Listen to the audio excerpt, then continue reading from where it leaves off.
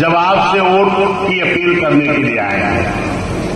और वोट का अधिकार डॉक्टर B.R. अम्बेडकर साहब ने बड़ी मेहनत से दिया है, वरना इस देश में जब वोट देने की बात आई तो जितने लोग उस कमेटी में थे वो सारे लोग ये नहीं चाहते थे कि सबको वोट का अधिकार मिले। सारे लोग नहीं चाहते थे सबको वोट का अधिकार मिले। लोग चाहते थे जो बड़ी लगान जमा करता हो, जो स्नातक शिक्षा ग्रहण किया हो, जो बड़े काश्तकार हो, शायद इसके आधार पर वोट अभी मिलता। तो यहाँ जितने लोग बैठे हैं इसमें किसी को भी वोट का अधिकार नहीं मिला है। लेकिन धन्य डॉक्टर B.R. अम्बेडकर साहब ने कहा ये देश आजाद हो गया है, आज सभी लोगों का वोट की कीमत बराबर होगी। अक्सर आप तस्वीर बाबा साहब की देखते हैं, जहां भी मूर्ति लगी है तो बाबा साहब के एक हाथ में संविधान होता है और दूसरे हाथ से इशारा करते हैं। बाबा साहब क्या इशारा कर रहे हैं बताइए आप लोग?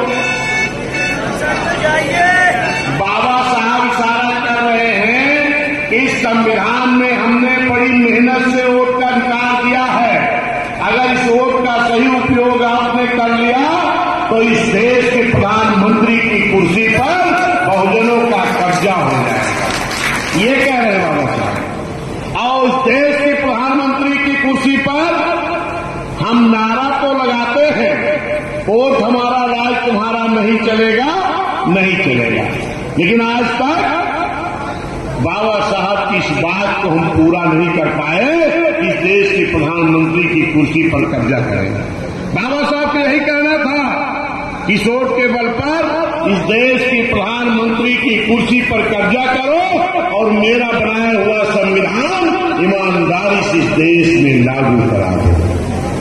क्योंकि बाबा साहब ने संविधान बनाकर सौंपते वक्त इस बात को कहा था कि संविधान तो हमने बहुत अच्छा बनाया है, लेकिन अगर इस संविधान को लागू करने वाले, इस देश की हुकूमत करने वाले अगर इस संविधान को नियत साफ करके लागू नहीं करेंगे तो ये अच्छा से अच्छा संविधान भी अच्छा काम नहीं कर पाएगा। यही देखने को मिला है।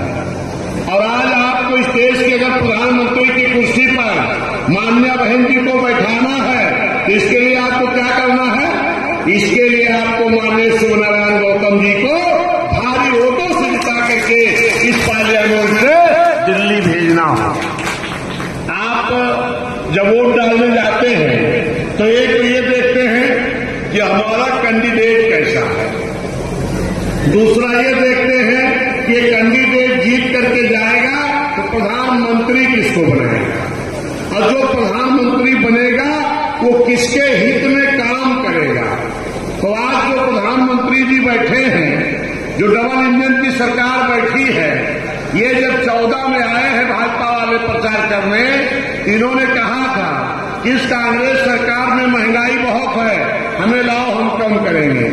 इस कांग्रेस सरकार में भ्रष्टाचार बहुत है, हमें लाओ हम भ्रष्टाचार मुक्त देश बनाएंगे। इस कांग्रेस सरकार में नौजवानों को रोजगार नहीं मिल रहा, हमें लाओ प्रतिवर्ष 2 करोड़ नौकरी देंगे। इस कांग्रेस ने इस देश का धन विदेशों में जमा करके रखा है, हमें लाओ हम विदेश का काला धन वापस ला करके आपके खाते में भेजने का काम करेंगे। क्या 2 करोड़ नौकरी नौजवानों को मिली क्या इस सरकार में?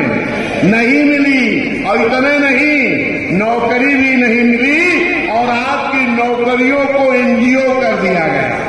और आप जानते हैं कि SC, ST, OBC का जो नौकरियों में आरक्षण है वो खाली सरकारी विभागों में है, प्राइवेट में तो नहीं है ना। लेकिन ये सरकार क्या कर रही है? सरकारी विभागों को प्राइवेट कर दे रही है जहां आपका आरक्षण लागू ना हो। भ्रष्टाचार तो इतना बढ़ गया है कि आप खुद ही देख रहे हो। इन्होंने कहा महंगाई कम करेंगे, क्या कोई ऐसी वस्तु है कि जिसकी महंगाई कम हुई हो? हर वस्तु की कीमत कई गुना बढ़ी है। क्या विदेश का काला धन आपके खाते में आया है? अरे आने की बात छोड़ो। और इस देश का धन तमाम गुजराती लोग, विजय माल्या, नीरव मोदी, सब गुजराती लोग विदेश देश का धन तो नहीं आया, इस धन को लेके फरार हो गए और चौकीदार साहब आज तक पता नहीं लगा पाए। तो क्या ऐसी सरकार चाहोगे जो आपके साथ धोखा करे? ऐसी सरकार चाहोगे? अगर नहीं चाहोगे तो यहां भारतीय जनता पार्टी की जमानत जब्त करानी पड़ेगी आपको। और दूसरी तरफ एक कैंडिडेट है इंडिया गठबंधन वाले। इंडिया गठबंधन वाले कहते हैं या तो इंडिया और या तो इंडिया।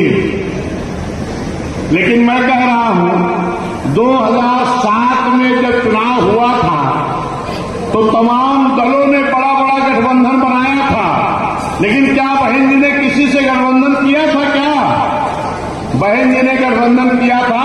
किससे?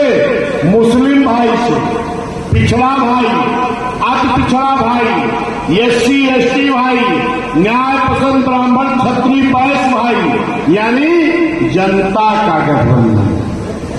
जब 2007 में जनता का गठबंधन बना तो जो दलों के गठबंधन थे ये सारे गठबंधन फेल हो गए और आपकी जनता के गठबंधन के बल पर माननीय बहन जी इस देश के प्रदेश में, बस देश के बड़े प्रदेश में पूर्ण बहुमत की सरकार माननीय बहन जी ने बनाने का काम किया था।